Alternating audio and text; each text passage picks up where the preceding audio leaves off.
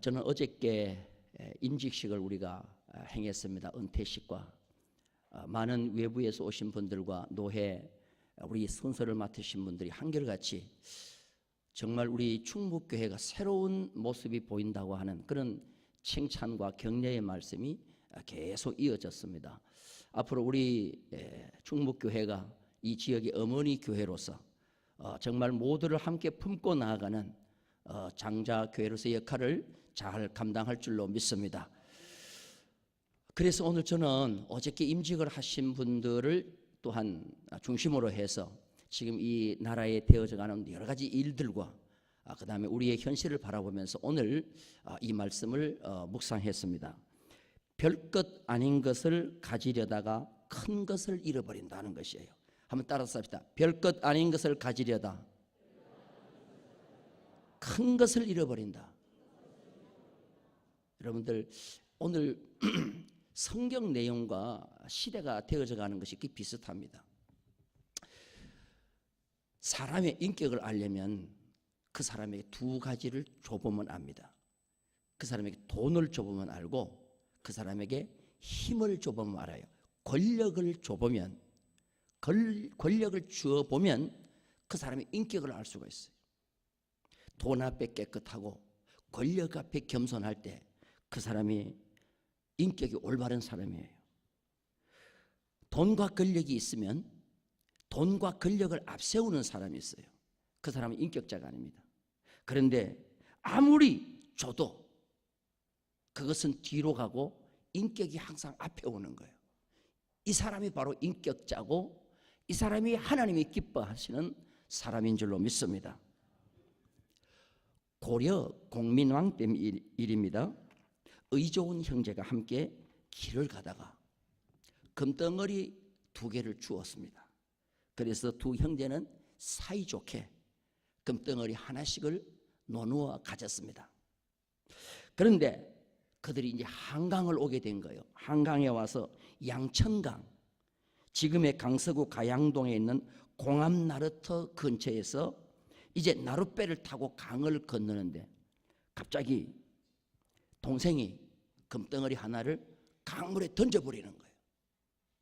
형이 깜짝 놀라서 동생에게 묻습니다. 아우야, 왜 금덩어리를 강에 던지냐? 그때 아우가 형님에게 이런 얘기를 합니다. 형님, 내가 그동안 형님을 부모님처럼 생각하고 섬기고 사랑했습니다. 그런데 오늘 금덩어리를 딱 줍고 난 뒤에 갑자기 형님이 있다는 게 싫어졌습니다. 형님이 없다면 오늘 그 금덩어리 2개가 다 내 것이 될 텐데 오늘 형님이 옆에 있어서 금덩어리 1개만 내 것이 됐다는 생각이 들기 시작했습니다. 그래서 형님이 미워지기 시작했습니다.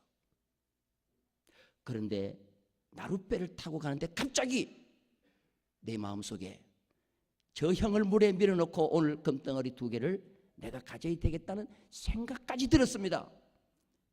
그때 내가 마음을 고쳐먹었습니다. 아, 이 금덩어리가 형님에 대한 나의 사랑을 빼앗아가고 있구나. 존경도 빼앗아가고 있구나. 형님에 대한 가치도 빼앗아가고 있구나. 나는 형님이 금덩어리보다 더 중요하기 때문에 이걸 버렸습니다. 그럴 때 형이 동생을 딱 부여잡더니 동생아, 너만 그런 줄 아냐? 나도 네 마음과 똑같았다. 나는 너를 지금까지 동생이라고 생각하지 않고 내 자식처럼 사랑했다. 근데 오늘같이 금덩어리를 줍고 난 뒤에 네가 미워진 적이 없다. 그래서 네가 없었다면 오늘 금덩어리 2개가 내 것이 되는데 네가 있으므로 내가 금덩어리 1개가 내 것이 됐다는 것을 알고 나도 배를 타고 가면서 너를 밀어넣고 이 2개를 차지하려는 생각을 지금 내가 하고 있었다. 형제는 똑같은 생각을 하고 있었어요. 동생이 그것을 던지자 형이 고백을 하는 거예요. 그리고 형님도 금덩어리를 강에 던졌습니다. 이걸 3글자로 얘기해서 투금탄이라고 합니다. 한번 따라서 했다. 투금탄. 던질투, 금, 탄, 강탄, 천탄, 강에 금을 던졌다는 말이에요. 이게 지금 저 서울에 가면 양화대교 밑에 조형물로 저렇게 설치해 놓고 많은 시민들에게 형제 사랑을 홍보하고 있어요. 여러분, 이 형제는 인격자입니까? 인격자 아닙니까? 인격자다는 거예요. 따라서 합시다. 돈을 주고 권력을 줘보면 그 사람의 뭘 알 수가 있어요? 인격을 알 수가 있어요. 우리는 어떤 권력과 어떤 힘과 어떤 물질이 내게 오더라도 내 인격이 그 밑에 잠식되어서는 안 돼요. 항상 우리는 인격이 앞서는 자가 되어야 될 줄로 믿습니다. 북쪽 이스라엘의 가장 악한 왕이 누구냐 하면 아합 왕입니다. 아합 왕이 말년이 비참하게 끝납니다. 왜 비참하게 끝나느냐? 별것 아닌 것 하나 가지려고 하다가 끝나버리는 거예요. 아합 왕의 왕궁 옆에는 나봇이라는 사람이 가지고 있는 작은 포도원이 있습니다. 그런데 어느 날 아합 왕이 그 나봇의 포도원을 가지고 싶은 거예요. 그래서 나봇을 찾아갑니다. 찾아가가지고 나봇에게 얘기합니다. 그 포도밭 나에게 달라. 내가 채소밭을 하려고 한다는 거예요. 만약에 네가 더 좋은 밭을 원하면 더 좋은 밭 주겠다. 그리고 네가 만약에 돈을 많이 달라고 하면 돈을 많이 주겠다. 충분한 보상을 해줄 테니까, 더 좋은 대토를 줄 테니까 그 포도원을 달라고 합니다. 그런데 나봇이 단번에 거절을 합니다. 왜 거절을 하느냐? 오늘 그 3절에 보니까 내 10조의 유업인 포도원을 왕에게 주기를 여호와께서 금하신다. 내 10조의 유산으로 받은 포도원을 누구한테 파는 것을 하나님이 금하셨다는 겁니다. 공동 번역에 보면 조상의 유업인 포도원을 왕에게 주면 천벌을 받을 짓이다 라고 얘기하는 거예요. 그래서 내 조상에게 물려받은 이 포도원이 비록 적지만 이것은 세상의 그 어떤 대가로도 더 충분한 보상으로도 바꿀 수가 없다는 거예요. 나봇이 거절을 합니다. 여기서 문제가 뭐냐 하면은 아합 왕은 왕이라는 권력을 가지고 있었습니다. 이 권력을 가지고 있는 한 무엇이든지 내가 가지고 싶은 것은 다 가질 수 있다는 그런 생각을 한 것입니다. 그 아합 왕 앞에는, 권력 앞에는 여호와의 계명도 인간의 윤리와 도덕도 질서도 아무것도 보이지 않고 오직 권력이 들어오면 무엇이든지 할 수 있다는 생각을 한 것입니다. 여러분, 지금 한국을 대표하는 국적기인 대한항공이 왜 이렇게 어려움을 겪고 있습니까? 권력과 부가 있으면 어떤 것이라도 할 수 있다라고 하는 봉건주의적인 사고를 가지고 있기 때문에 그 회사가 지금 참 어려운 것입니다. 이것은 시범타로 걸려들었기 때문에 대한항공이지 우리 모든 사회에 팽배되어 있는 봉건주의적인 사고방식인 것입니다. 우리는 아무리 힘이 있고 아무리 물질이 우리에게 주어지다 하더라도 우리의 인격이 그 앞에서 장식당하지 않는 그런 하나님의 백성이 되어야 될 줄로 믿습니다. 아무리 우리가 뭘 가지고 있어도 하나님이 금하신 것은 할 수가 없는 거예요. 여호와께서 금하셨기 때문에 그 어떤 보상을 나에게 준다고 할지라도 이 포도원은 왕에게 줄 수가 없다는 거예요. 레위기서 25장에 보면은 토지는 하나님의 것이라고 했습니다. 그 토지의 공개념은 원래 성경적인 것입니다. 자, 우리 성경 한번 볼까요? 레위기서 25장 23절입니다. 우리 다 같이 읽겠습니다. 시작. 토지를 영구히 팔지 말 것은 토지는 다 내 것임이니이다. 너희는 거류민이요 동거하는 자로서 나와 함께. 자, 성경은 조상으로부터 물려받은 전답을 경제 논리와 수익 사업과 투기 목적으로 절대로 사용할 수 없다고 그렇게 말씀하고 있습니다. 그래서 나봇은 더 좋은 포도원을 준다 해도 싫어했습니다. 손익계산으로 보면은 수익이 보장되고 있는데도 여호와께서 금하신 것이기 때문에 할 수 없다는 거예요. 왕에게 줄 수 없다는 것입니다. 아합 왕은 나봇의 대답을 듣고 크게 실망을 합니다. 그래서 심한 좌절감과 모욕감으로 우울증까지 오게 됩니다. 하찮은 저 농부가 왕의 요구를 거절하다니 이럴 수가 있어 하고는 4절에 보니까 아합이 근심하고 답답하여 왕궁으로 돌아와 침상에 누워 얼굴을 돌리고 식사를 아니했다 그랬어요. 어떻게 왕이 가난한 농부의 손바닥만한 포도원 하나 못 가졌다고 식음을 전폐하고 침상에 누워 얼굴을 돌리고 식사를 안 합니까? 이건 왕의 채통이 아닌 것입니다. 마치 유치원생이나 해야 할 행동을 지금 왕이 하고 있는 것입니다. 공동번역에 보니까 이불까지 뒤집어 쓰고 누워 있었다 그랬어요. 여러분, 왕이 이거 할 일입니까? 이거는 도저히 왕으로서 할 수 없는 일이에요. 자기 위치를 모르는 자격 미달의 행동인 것입니다. 사무엘상 2장에 보면 한나가 하나님 앞에 기도할 때 이런 기도를 합니다. 하나님은 행동을 따라 보신다. 행동을 따라 본다는 말이 뭐예요? 행동을 따라 본다는 것은 직위와 권력이 있으면 거기 상응하는 행동이 뒤따라 와야 된다는 거예요. 그런데 행동을 따라 보니 성경에 보면 미달된 왕이 있습니다. 벨사살 왕이에요. 벨사살 왕이 다니엘서에 보면은 가장 너무나도 왕으로서 행동이 미비합니다. 그래서 벨사살 왕이 왕궁에서 내신들과 함께 잔치를 벌이고 있는데 갑자기 벽에 손이 나타나가지고 글씨를 막 쓰는 거예요. 그 글씨가 뭐였어요? 메데데데데데 메네 대가리가 아니고 대겔, 그 다음에 뭐요? 오바레신. 이게 뭡니까? 하나님의 행동을, 너의 행동을 달아보니 하나님의 저울에 뭐가 됐다는 거예요? 미달됐다는 거예요. 그날 밤에 벨사살 왕은 죽습니다. 하나님은 직위가 있고 권력이 있으면 거기 상응하는 뭐가 있어요? 행동이 있다는 거예요. 할아버지는 할아버지로서의 행동에 무게가 있고, 아버지는 아버지로서의 행동에 무게가 있고, 교회 장로는 장로로서의 무게가 있고, 집사는 집사로서의 무게가 있고, 권사는 권사로서의 무게가 있는 줄로 믿습니다. 왕은 왕으로서, 대통령은 대통령으로서, 한 회사의 회장이면 회장으로서 무게가 있다는 거예요. 그런데 지금 아합 왕은 그 무게가 없어요. 이건 행동 미달인 것입니다. 우리 충무교회 임직을 받으신 우리 모든 직분자들, 우리에게는 그 직분에 상응하는 뭐가 있어요? 행동이 있다는 거예요. 믿으시면 아멘? 거기에 미달되는 자가 아니라 거기에 도달되는 우리 성도가 되기를 주님의 이름으로 축원합니다.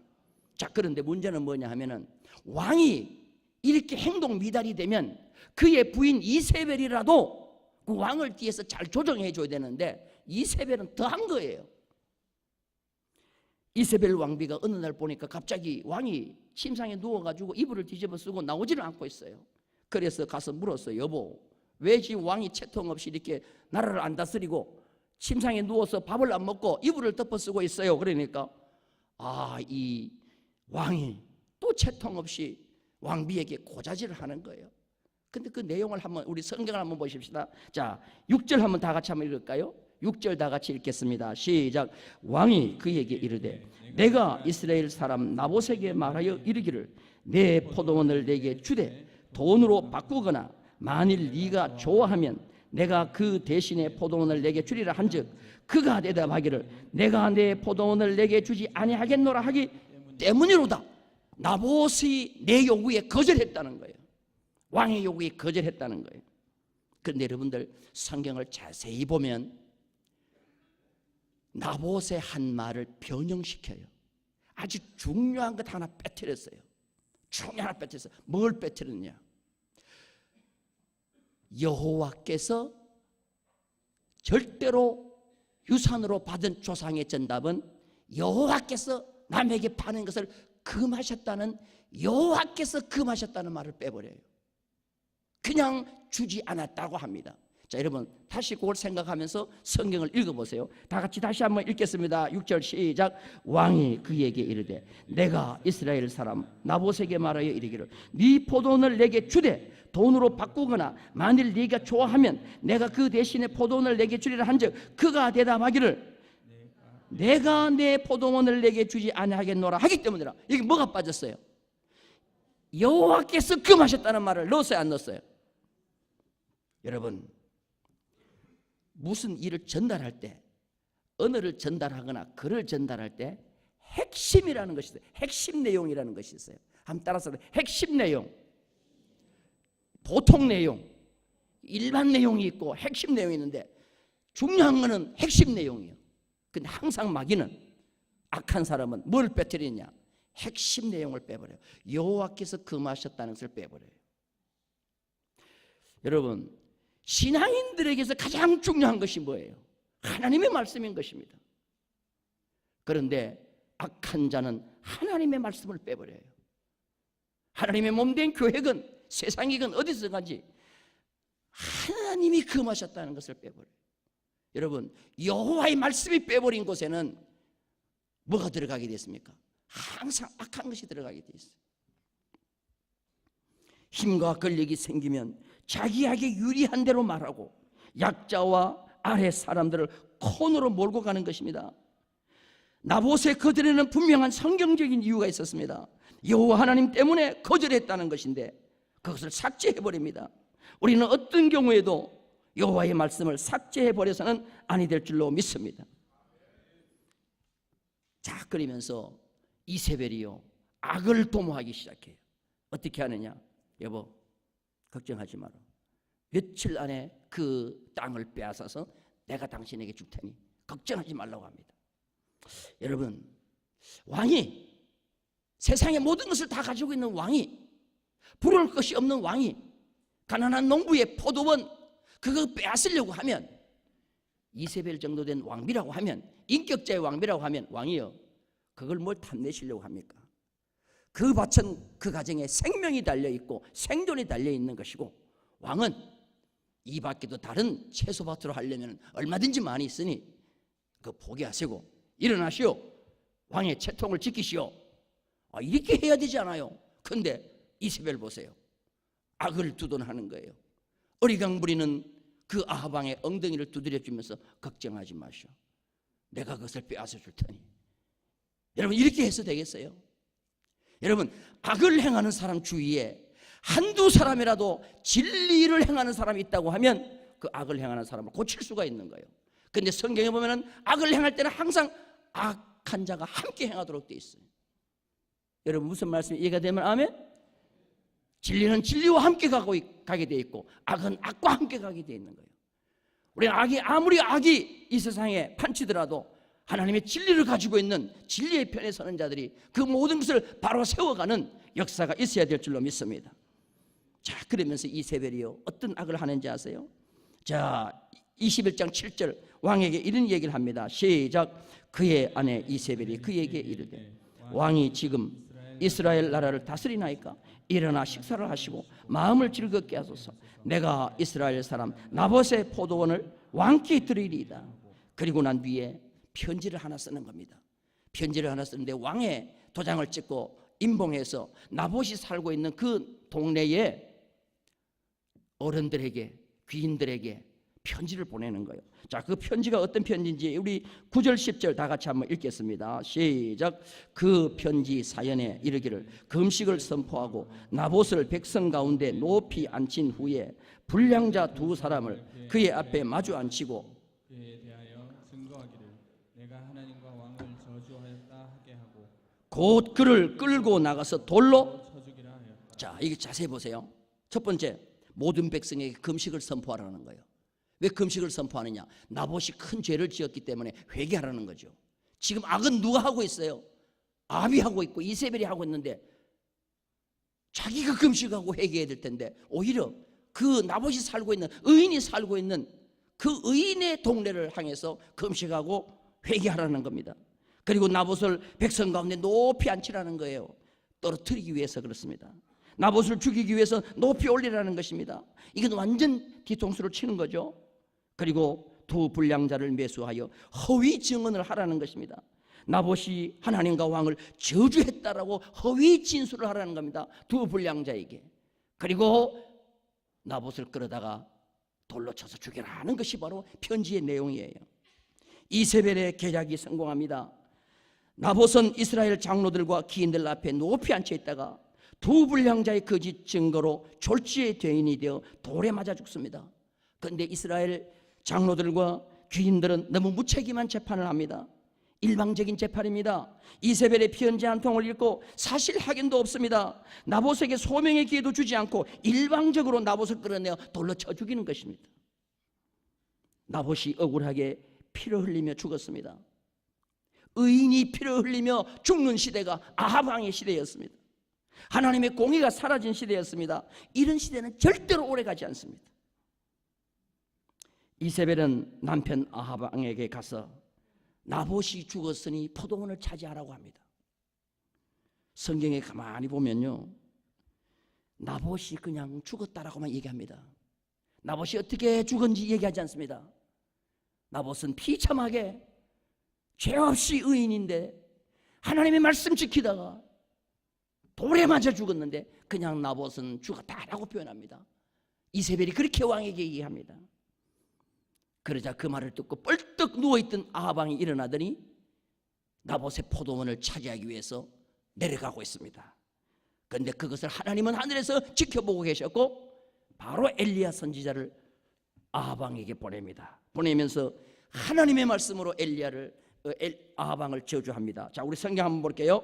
21장 19절 다 같이 읽겠습니다. 시작. 너는 그에게 말하여 이르기를 여호와의 말씀이 네가 죽이고 또 빼앗았느냐 하셨다 하고 또 그에게 이르기를 여호와의 말씀이 개들이 나봇의 피를 핥은 곳에서 개들이 내 피 곧 내 몸의 피도 핥으리라 하였다 하라. 여러분, 하나님의 저주가 임하는 거죠. 그리고 그 뒤에 보면 계속 하나님의 저주가 임합니다. 21절에 보니까 여호와의 말씀이 내가 재앙을 내게 내려 너를 쓸어버리되 네게 속한 남자는 이스라엘 가운데 매인자나 노인자를 다 멸할 것이요. 23절에 보니까 개들이 이스라엘 성읍 곁에서 이세벨을 먹을 것이라고 했고 이세벨도 개들이 먹는다 그랬어요.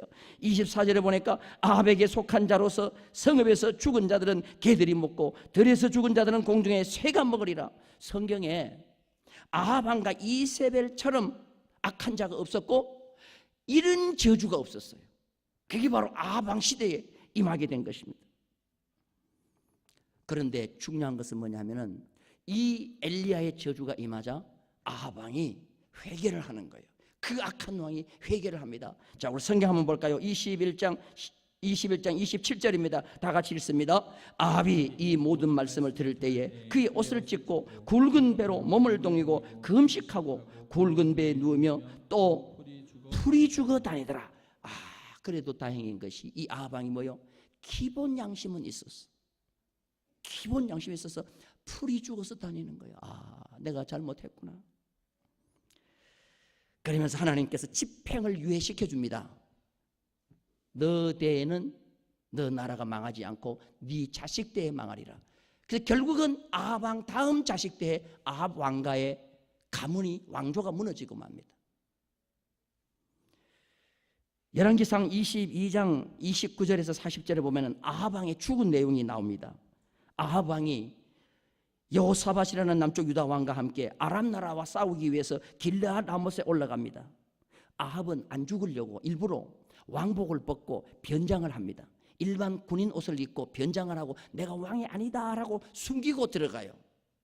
그런데 아람 나라 군대는 뭘 하느냐? 왕만 죽여라 그럽니다. 왕만 죽여라. 그러니까 자기가 안 죽으려고 일반 평민 옷을 입고 전쟁에 나갔는데 아람 나라 군대가 우연히 쏜 화살이 아합 왕에 뭐를 맞추느냐? 갑옷 솔기를 맞춘다 그랬어요. 갑옷 솔기. 갑옷 솔기가 뭐요? 갑옷과 갑옷을 딱 이렇게 붙여놓은 바느질한 곳이 솔기 아닙니까? 여기는 맞추려고 해도 못 맞춰요. 근데 우연히 쏜 화살이 아합 왕의 갑옷 솔기. 그것도 왕복도 안 입고 평민 옷을 입고 있는데 여러분, 아무리 하나님의 심판을 피하려고 해도 피할 수가 없어요. 하나님 앞에 피하려고 하지 말고 가장 중요한 게 뭐냐? 자신이 회개하는 것인 줄로 믿습니다. 믿으시면 아멘? 드디어 어떻게 돼요? 이 아합 왕은 왕궁 병거를 타고 그냥 왕궁으로 돌아오는데 화살에 맞은 피가 병거에 가득 찹니다. 왕은 죽고 난 뒤에 그 병거를 강물에 씻는데, 강물에 씻을 때 개들이 오더니 피냄새를 맡고 그 물을 핥아먹는 거예요. 엘리야의 예언처럼 돼버린 거예요. 너무나도 비참하게 끝나는 거죠. 자, 남쪽 유다의 최고의 번성의 왕이 솔로몬이라고 하면 북쪽 최고의 번성의 왕은 아합 왕입니다. 자, 그러면 아합 왕이 어디 살았는지 아세요? 성경에 보면은 상하 궁궐에 살았다 그랬어요. 상하 궁궐. 상하가 뭐예요? 여러분, 상하는 코끼리의 뼈 아닙니까? 그거를 가지고 왕궁을 이렇게 인테리어를 할 정도로 진짜 화려한 왕궁에 살았어요. 그러면 그 아합 왕이 저 시골 농부에 조상부터 물려받은 유산으로 물려받은 그 포도원을 탓내야 되겠어요? 안 탓내야 되겠어요? 너무 대답하기 힘들게 내가 질문을 했네. 여러분, 이거는 진짜 말이 안 되는 거잖아요. 그런데 이게 얼마나 별것 없는 거 아닙니까? 왕에게 별것 없는 거 아니잖아요. 지금 이 나봇에게는 조상으로 물려받은 포도원이 어디 가문의 어떻게 보면 생명과 같은 곳이잖아요. 거기서 나오는 포도원으로 이 가정 전체가 살잖아요. 근데 왕은 그거 없어도 살잖아요. 근데 왜 별것 아닌 그걸 가지려고 하냐 이 말이에요. 이게 바로 권력이 가지고 있는 자의 탐욕이라는 거예요. 올라가면 올라갈수록 겸손하고 낮아지고 이것만도 족하다고 하는 은혜에 감사하는 마음이 없이 그것까지 가지려고 하니까 그게 결국은 자기 자신을 뭐예요? 망하게 만드는 이유예요. 비극으로 끝나는 이유가 바로 거기 있는 거예요. 별것 아닌 것 때문에 인생이 거기에 목숨을 걸다가 인생이 끝나버리는 거예요. 여러분, 가치 있는 곳에 목숨을 걸고 가치 있는 곳에 직분을 걸고 싸우는 자가 되기를 주님의 이름으로 축원합니다. 할렐루야. 한번 따라서 합시다. 나는 직분에 상응하는 행동을 하리라. 믿으시면 아멘. 우리 장로님들 두 분 어제 임직 새로 받으신 분들, 우리 시무장로님도 똑같아요. 장로님은 장로님으로서의 뭐가 있어요? 거기 직위에 맞는 행동이 있다는 거예요. 절대로 내 마음대로 안 된다고 집에 가서 식음을 전폐하고 이불 덮어 쓰고 누워가지고 어리광 부릴 그런 직위가 아니라는 거예요. 믿으시면 아멘. 우리 안수사도 마찬가지고 우리 권사님도 마찬가지고. 그래서 앞으로 우리는 되어져가는 이 현실과 우리나라의 현실과 우리 교회와 모든 것을 바라볼 때 이제는 나는 가치 있는 것을 위하여 싸우고 하나님의 나라를 위해서 싸우고 말씀을 지키기를 위해서 싸우는 그런 멋진 직책과 권위에 버금가는 행동이 있는 우리 모두가 되기를 주님의 이름으로 축원합니다.